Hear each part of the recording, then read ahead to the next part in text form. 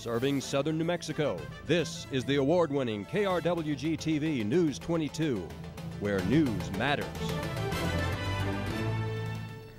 Good evening, everyone. I'm Adán Contreras. And I'm Victoria Valderrama. The dust still hasn't settled in the District 2 state representative race. Republican candidate Yvette Harrell wants New Mexico State Police to impound all absentee ballots cast in Doña Ana County. Before the 8,000-plus ballots were counted, Harrell had a slight lead over her opponent, but after the absentee votes were counted, Democratic candidate Xochitl Torres Small was declared the winner.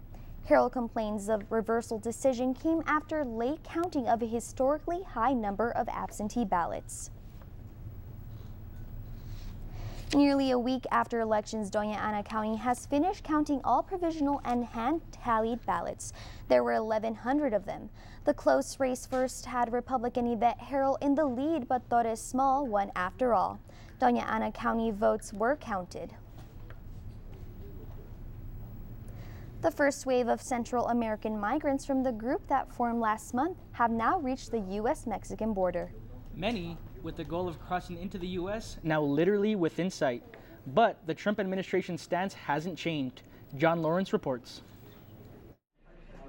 The counting is over. Now starts the recounting. What we are here to do today is to say count every vote. Florida's Secretary of State announced this weekend a second look is needed for the paper-thin races for governor, senator, and agriculture commissioner. And there are concerns the tallies won't be done by the Thursday afternoon deadline. Keep in mind that we're doing now what we did for several weeks and through Election Day to count the ballots the first time. As the recount is underway, the campaign of Governor Rick Scott, who is currently running for Senate, is filing 3 lawsuits. Scott's campaign claims Broward County Supervisor of Elections, Brenda Snipes, counted ballots after Saturday's deadline, which is against Florida law. We need to make sure that we are protecting the integrity of the electorate in Florida, that every vote is counted, and to make sure that we protect this from fraud. Snipes' attorney says she is committed to making sure that every legally cast vote will be counted. The Florida Department of State says if recount information isn't turned in on time, the previous results will be accepted.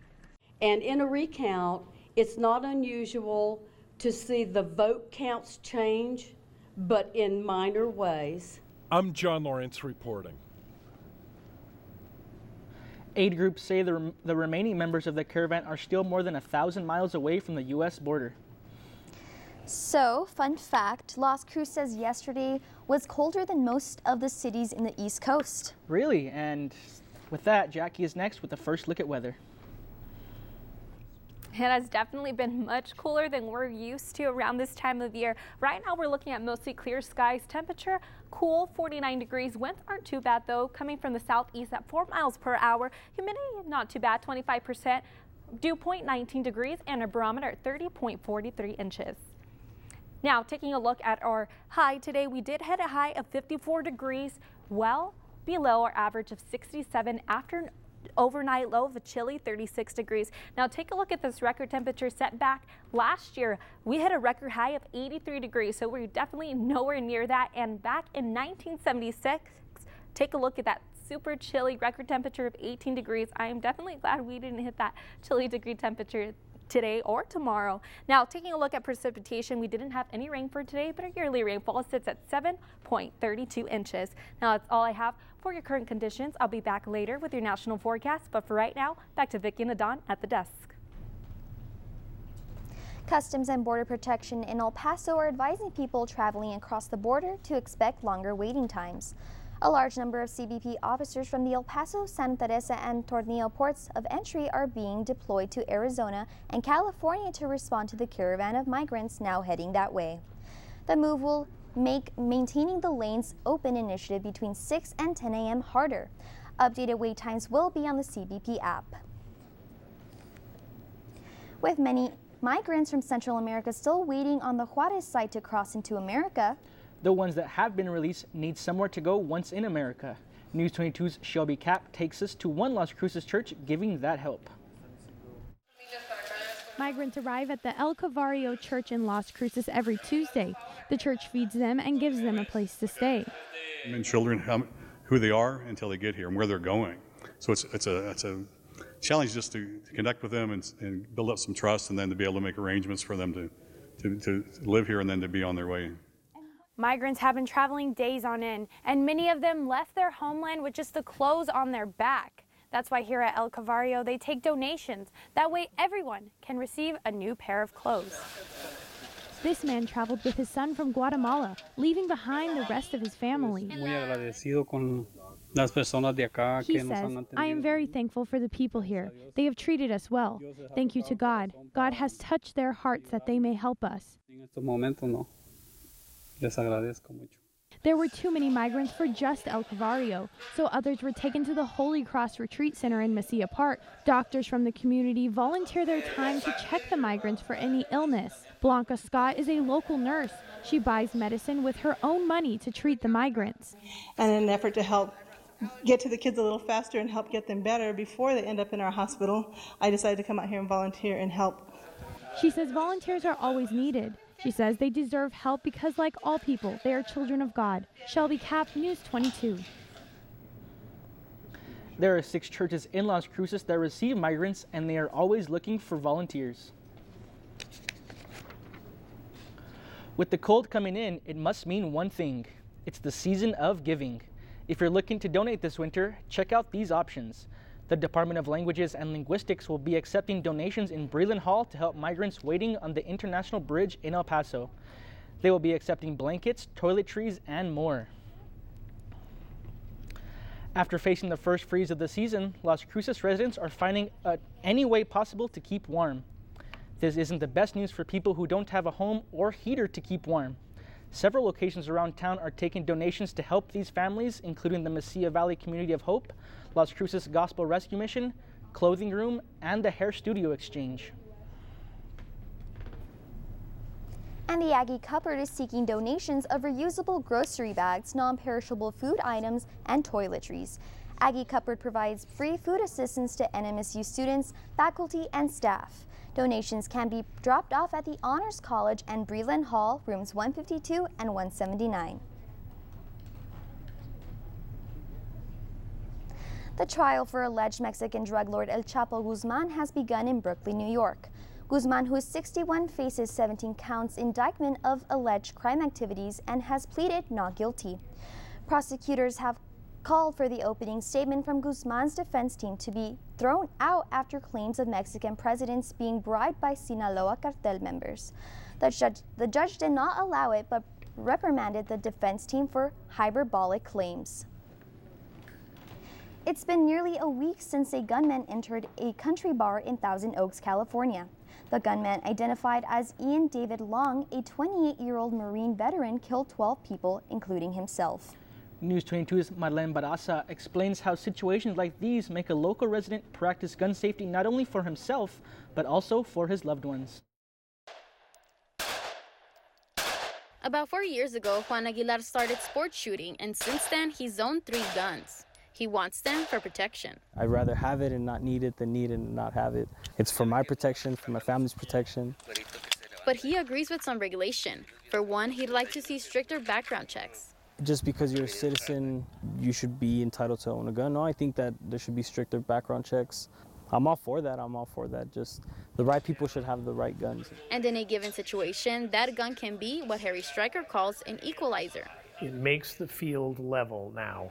He believes if an intruder with a gun comes into your home, a gun gives you a chance to fight back. But he thinks making stricter gun laws will only do so much. Passing laws to make it harder for people to buy guns doesn't stop criminals. They've already broken the law. That's why they're a criminal. By definition, they're a criminal. So they're not going to obey the law. They're going to get the guns by any means they can. So he advises gun owners to take a class on the responsibilities of gun ownership, how to hold, aim, and safely use a gun.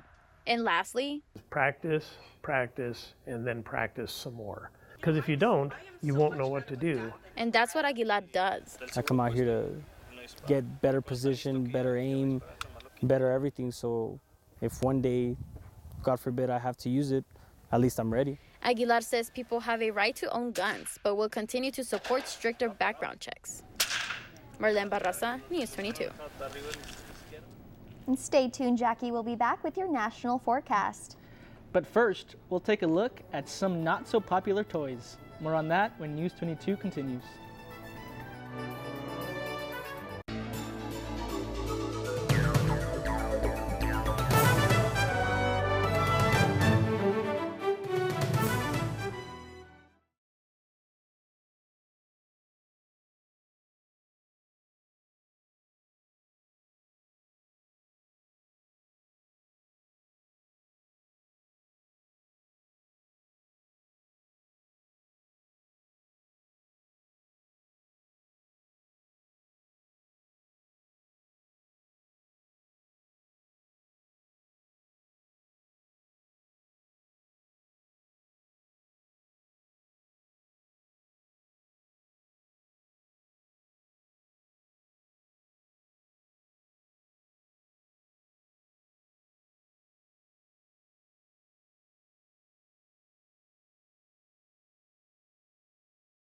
The programs presented by PBS are carried forward to future generations.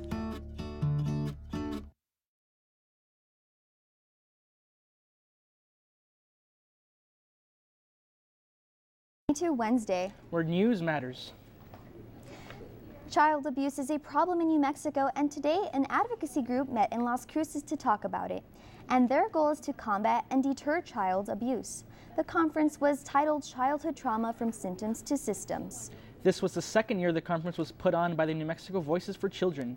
It was held at the Las Cruces Convention Center. The goal of it is to bring attention to problems facing some children and ways to prevent violence against children. The organization has spoken out against New Mexico Child, Youth, and Family Department of being too relaxed with children in dire situations.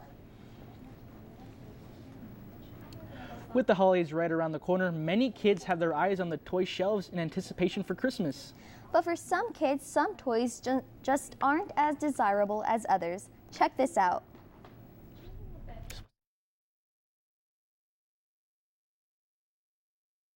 These claws are sold as slash claws. This morning, the World Against Toys Causing Harm, or WATCH, revealed what they consider to be the 10 worst toys of 2018. From stuffed unicorns to purple tutu-wearing Cabbage Patch dolls or Nerf ring launchers, WATCH says these gifts that you think may be good for under the tree this year may actually pose a potential risk for children. These are accessories that can be removed, and once removed, present the potential for choking hazard. According to this consumer agency, one child is treated in U.S. emergency rooms every 3 minutes for toy-related injuries. From poor design, inadequate warnings, and improper age recommendations, WATCH says they want parents to be aware of what they may be buying for their kids this holiday season. Children should never be used as testing grounds for unsafe toys. However, not everyone is on board with their findings. Jennifer Gibbons of the Toy Association represents several hundred different toy makers across the U.S. and say many of WATCH's claims are unfounded. WATCH has never tested any of the toys that they include in their reports, and so most of this information is, based on misunderstandings or misrepresentations. It doesn't take a testing lab, frankly, to pull out a toy that's sold for a baby, an infant, that has a small part. Firefighters in California are still working overtime, and teams of coroners had the uncomfortable job of identifying victims. The latest body was found Tuesday in a burned home. So far, the victim's identity and cause of death have not been released. Los Angeles County homicide detectives are investigating if the victim died because of the wildfire. It has burned nearly 100,000 acres in Southern California and was 47% contained as of Wednesday morning. It has also killed 2 people in Malibu and destroyed more than 480 structures. So, Thanksgiving is already next week, and I'm wondering if these cold temperatures, if they're going to keep up. I'm sure Jackie's going to let us know in the weather.gov national forecast. Well, it definitely is cool here back at home, but it's not going to be as cool as it is up in the northeastern part of the U.S. They are expecting plenty of snowfall. Now, these areas in the lighter blue region are looking at anywhere between 1 to 3 inches of snow. Now the areas in the darker blues are expecting anywhere between 3 to 12 inches of snow. So it definitely is going to be chilly Thursday into Friday. Now taking a look at our next map, we are just around the corner for Thanksgiving break. So how is the weather looking like? Well, definitely much calmer than it was last week. Last week, there was a cold front bringing temperatures down to 10 to 20 degrees below average temperatures throughout much of the U.S., but that is a different story coming this weekend. Off to the eastern part, they are looking at much milder weather conditions. Now up in the central part and northern part of the U.S., it is much cooler, but off to the western part of the U.S., it is definitely much drier, so no crazy severe weather going on. And what does it look like for those travel conditions the day before Thanksgiving? Well, everything is looking calm. Taking a look at our next map, you can see that most of the areas are covered in green, which means that it is good travel conditions. So if you are planning on flying or driving anywhere, especially in the green areas, don't be expecting any travel delays. Now the areas in the yellow and red, you could be expecting some travel delays due to some heavy rain. Now that's all I have for your national forecast. I'll be back after the break with your New Mexico weather.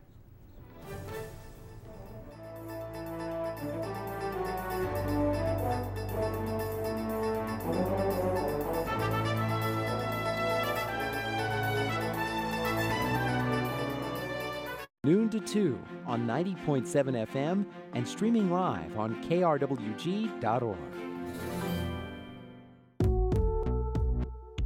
I felt it coming on, and I know I turned beet red. About 80% of women will experience hot flashes to different degrees. I tried a number of things, and frankly, none of them worked. Hence the decision to proceed to the standard treatment. It becomes very, very disruptive.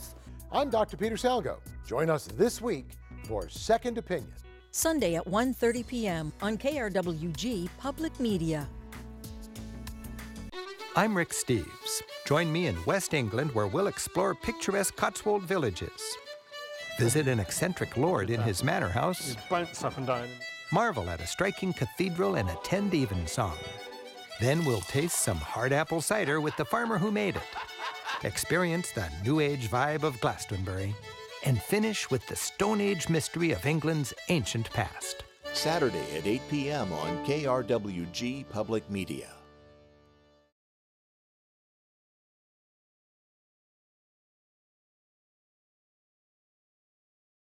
Sitting at a chilly 37 degrees, Gallup and Santa Fe 33, Socorro 42, Clovis 40, Ruidoso 43, and Deming at 43 degrees as well. Now taking a look at your highs for tomorrow, chilly up in Farmington 52, Santa Fe cooler 50, Albuquerque 55, Clovis 63, 55 up in Ruidoso, and 60 degrees in Deming.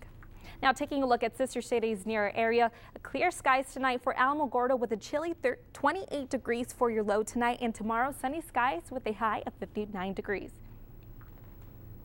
Now taking a look at Truth or Consequences, same deal for you. Clear skies tonight, 31 degrees for your low, and tomorrow bright sunny skies with a high of 61 degrees. Now Silver City, clear skies tonight with a chilly 26 degrees, and tomorrow a high of 56 degrees with bright sunny skies. Now here at home, 30 degrees tonight for us with clear skies for tonight and tomorrow with a high of 61 degrees. Now that's all I have for your New Mexico weather. I'll be back later with your 5-day forecast, but for right now, back to the desk for more news. An 18-year-old student in Houston is dead. He was shot near his high school. That's the first story in today's Southwest Minute. Here's Kelly Garcia Moreno. Officials say the boy was walking with another student when a masked man walked up and started shooting. They say the gunman then stood over his body and shot several more times. The shooter then escaped in a black Subaru with 2 others inside. Officers say the shooting could be gang-related. An Uber driver in Denver is charged with kidnapping and kissing a 15-year-old girl. Officials say 29-year-old Ahmed Muse picked up the girl on Saturday. He refused to drop the girl off at her home after he dropped off other passengers. They say he returned the girl to her original destination, locked the doors, and kissed her against her will before letting her go. And The weather in Colorado is taking a turn for the worst. It's been a tough commute Monday morning for drivers in Colorado. While road conditions are bad, few schools have announced delays or closures. I'm Kelly Garcia Moreno with today's Southwest Minute. So I heard a former Aggie basketball player was named Player of the Year in the NBA. Really? How interesting. Well, Dave Guest can tell us more on that next with sports. Thanks to Don and Vicky. Coming up in sports, the Pan Am will be hosting the biggest mid-major matchup in college basketball tonight. Keep it locked. News 22 Sports is next.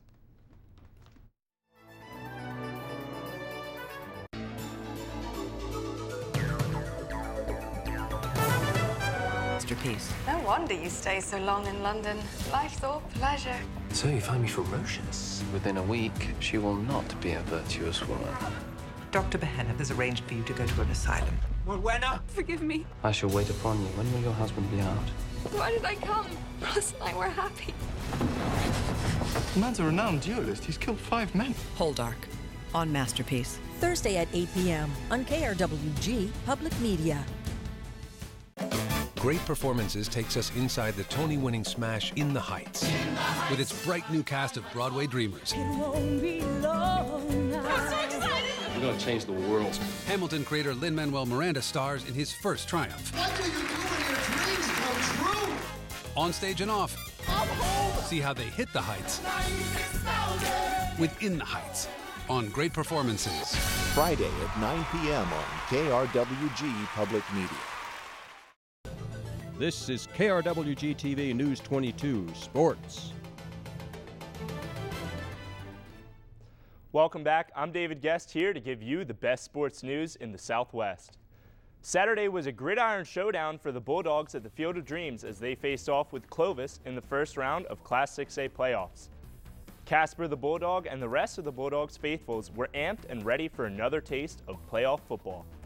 After falling behind 14-7, Chance Harris tied things up at 14 with this touchdown toss to Jaden Phillips just before the half.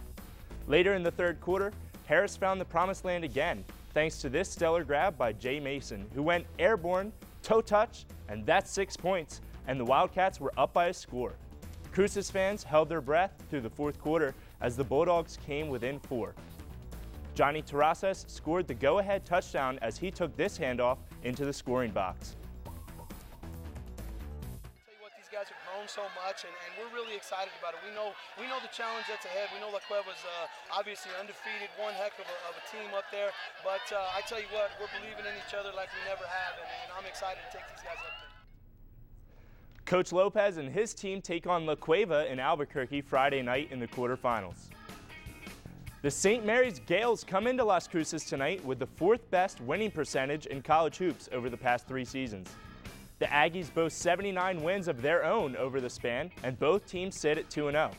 New Mexico State seems to have found rhythm within their 11-man rotation that's led by transfers JoJo Zamora, Terrell Brown, Clayton Henry, and Ivan Arocha, who all are scoring in double figures per game.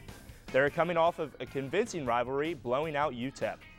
St. Mary's guard Jordan Ford paces the offense, averaging 29 points a game, and big man Malik Fitz handles the paint, averaging 14 points and 9 rebounds. St. Mary's has become the powerhouse of the West Coast Conference. A win for the Aggies would thrust them high up the Associated Press's rankings. And New Mexico State alum Pascal Siakam is continuing a breakout season for the Toronto Raptors. Yesterday, the NBA announced Siakam was selected as the Eastern Conference Player of the Week.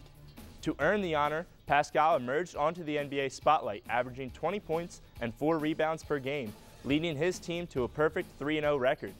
He's gaining attention from analysts around the league as he's proving he deserves his starting role and could become an all-star caliber player this season. Siakam is playing his best when facing top players in the NBA, notably registering double-doubles when guarded by LeBron James and Joel Embiid. This is now the 2nd year in a row that an Aggie has received an invite to the Senior Bowl. New Mexico State linebacker Terrell Hanks has managed to record 79 tackles in just 7 games. He's also added 6 tackles for loss, a fumble recovery, and an interception he returned for a score against New Mexico. In his 4th season with the program, Hanks is on pace for his 3rd season with 100 tackles. He is the 6th player in school history to represent the Crimson and White, joining a list that features 2017 graduate Jaleel Scott. And that's all for sports tonight. Join us for more sports action tomorrow. Still ahead on News 22, Jackie will be back to take a look at your 5-day forecast. But first, who has the biggest nacho record? More on that when News 22 continues.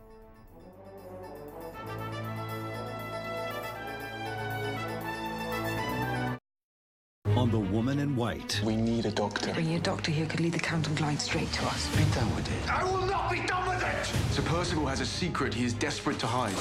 I have nothing to offer you but my heart and my hand. I'll never bargain with you. Sunday at 9 p.m. on KRWG Public Media. Khulud started as a lawyer helping Palestinian women like me. She used Sharia law to give us the justice we deserve.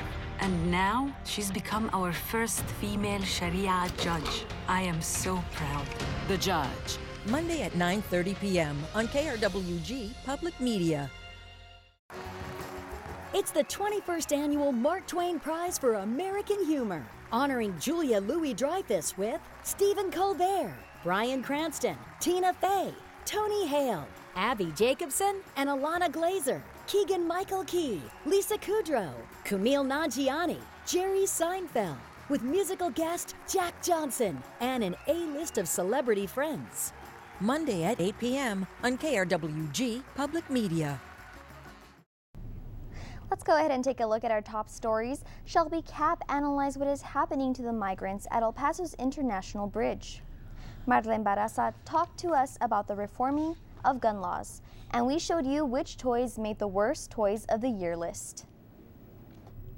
It seems Las Cruces no longer holds the world record for largest plate of nachos, at least according to Jimmy Fallon. In a live broadcast, the host of The Tonight Show accidentally credited a town in Nevada for breaking the record, when in fact it was Las Cruces.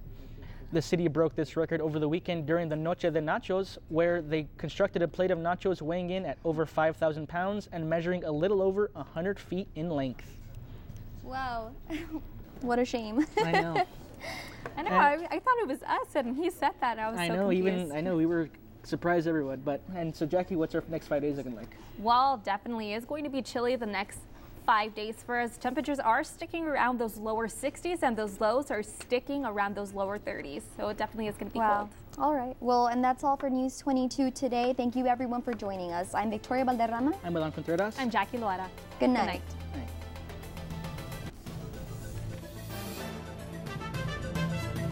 Noticias 22, Spanish language news for southern New Mexico and West Texas. Noticias 22. Bienvenidos a este breve informativo de Noticias 22. Francisco Soto con ustedes. La oficina del fiscal del Tercer Distrito Judicial determinó que el oficial de policía de Las Cruces, D'Anthony Rohr, fue justificado cuando disparó 3 veces a un hombre que le apuntó con una pistola el 23 de septiembre. El tiroteo ocurrió en Lee's Drive cuando la policía fue enviada a un incidente doméstico en la casa de Charles Campoya, de 34 años. Según reportes, Campoya estaba intoxicado y armado.